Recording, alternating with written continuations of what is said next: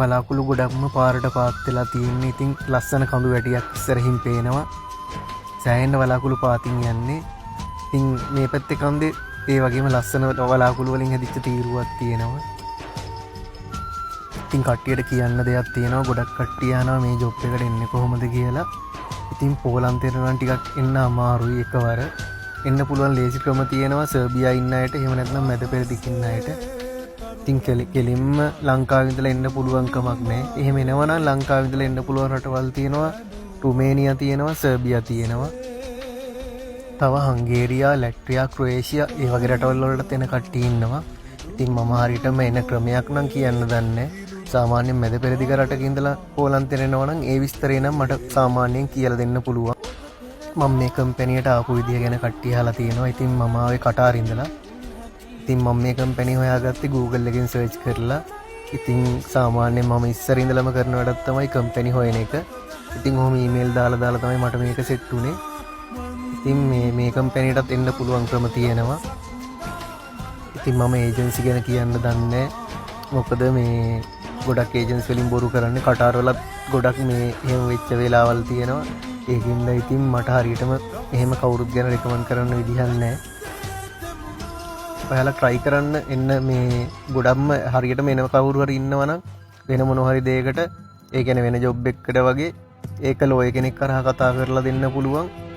හැබැයි ඒ ඉන්න කට්ටිය සර්බියා, සයිප්‍රස් වගේ රටක ඉන්න ඕන. එහෙම නැත්නම් මැද පෙරදිග ඉන්න ඕන. ඒ එන්න කැමති අය ඉන්නවනම් ලෝය කෙනෙක් ඉන්නවා. එයාව කන්ටැක්ට් කරලා දෙන්නම්. එයා සාමාන්‍යයෙන් හැබැයි මුදලක් ගන්නවා. මම නම් ඒකට කිසිම සම්බන්ධයක් නැහැ. වගකීම Tamanට ගන්න පුළුවන් නම් ඒ මේ වැඩ ටික කරගන්න පුළුවන් කතා කරලා.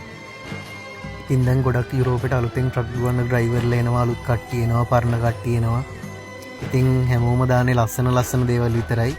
ඉතින් ගොඩක් මේකට සම්බන්ධ වෙන්න කැමති කට්ටිය ඉන්නවා. ඉතින් මේක ලස්සන තැන් දාන්නේ ෆොටෝ වීඩියෝ වලට විතරයි අහු වෙන තැන් දාන්නේ. ඉතින් ගොඩක් කට්ටිය රස්සාව පැත්තෙන් වෙන දේවල් කියනවා අඩුයි. ඉතින් මේකේ පොඩි දේවල් ටිකක් තියෙනවා කියන්න. ඉතින් අලුතෙන් කට්ටිය එනවා, ආසාවට එනවා. සමහර කට්ටිය ගොඩක් සල්ලි හොයන්න එනවා. එහෙම බලාපොරොත්තුෙන් එනවා ඉන්නවා. හැබැයි ඉතින් ඒක සමහර තැන්වලදී ටිකක් අමාරුයි වැටෙන වෙලාවල් තියෙනවා. මොකද වගකීම් ගොඩක් වැඩි. සමහර පාරවල් වල සෑහෙන දඩ එන වෙලාවල් තියෙනවා. ඉතින් ගම් ඇතුල් වල යන්න තියෙනවා. ගම්වල ඇතුලේ යනකොට ඒ ස්පීඩ් මීට් හරියටම ෆලෝ කරන්න ඕනේ. එහෙම නැත්නම් ගම් ඇතුලේ සාමාන්‍යයෙන් ලොකු දඩ හම් වෙනවා.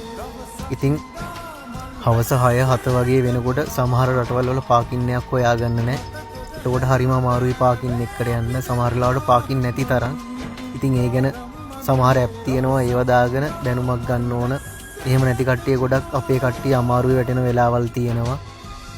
ඊට අමතරව නාන්න කෑම ටික හදාගන්න, ඊට පස්සේ টয়ලට් යන පහසුකම් ඒවා තියෙන තැන හරියටම දැනගන්න ඕන. ඒවා නැති වුණ වෙලාවල් වලට රස්සාව කරන එක ගොඩක් කට්ටියට එපා වෙනවා. ඉස්කෝලේ යන පොඩි වයසේ කට්ටිය අහනවා කොහොමද මේ ජොබ් එකට ජොයින් වෙන්නේ ඉස්කෝලේ ගිහින් ඉවර වෙලා කියලා. එහෙම හිතන්න එපා. කවදාවත් හොඳට ඉගෙන ගන්න. ඉගෙන ගත්තොත් හොඳ දෙයක් කරන්න පුළුවන්. ලෝකේ ලස්සන බලන්න පුළුවන්. ට්‍රක් එකක් පදින එක නෙමෙයි ජීවිතය කියන්නේ.